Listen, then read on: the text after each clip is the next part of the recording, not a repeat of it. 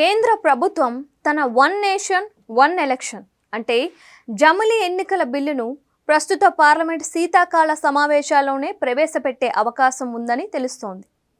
One nation one election పై Ramnath Kovind committee నివేదికను cabinet ఇప్పటికే ఆమోదించింది.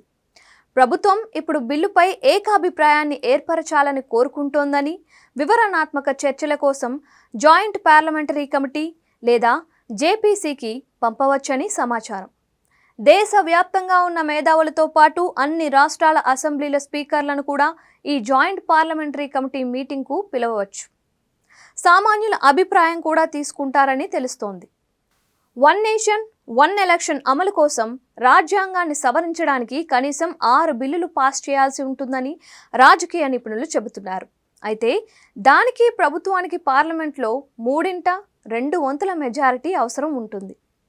పార్లమెంట్ ఉభయ సభల్లో ఎన్డీఏకు సాధారణ మెజారిటీ ఉన్నప్పటికీ ఏ సభలోనూ 3/2 మెజారిటీ సాధించడం చాలా కష్టతరమైన పనే అని చెప్పాలి. రాజ్యసభలోని 245 సీట్లలో ఎన్డీఏకు 112, ప్రతిపక్ష పార్టీలకు 85 ఉన్నాయి. 3/2 మెజార్టీకి ప్రభుత్వానికి కనీసం 164 ఓట్లు అవసరం. లోక్సభలో కూడా 545 సీట్లకు గాను ఎన్డీఏకు 292 సీట్లు ఉన్నాయి. 3/2 మెజార్టీ మార్కు 364 దగ్గర ఉంది. ప్రస్తుతం జరుగుతున్న ఎన్నికల విధానం వల్ల సమయం, డబ్బు, శ్రమ వృధా అవుతోందని, ప్రభుత్వం కొంతకాలంగా ఏకకాలంలో ఎన్నికలు నిర్వహించాలని ఎన్డీఏ సర్కార్ కంకణం కట్టుకుంది.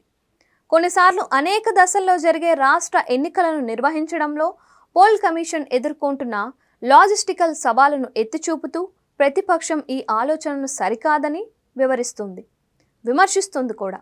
ఒక దేశం ఒకే ఎన్నికలు అమలు 2029 తర్వాత మాత్రమే సాధ్యమవుతుందని రామ్నాథ్ కోవింద్ కమిటీ నివేదికలో సిఫార్సు చేసింది.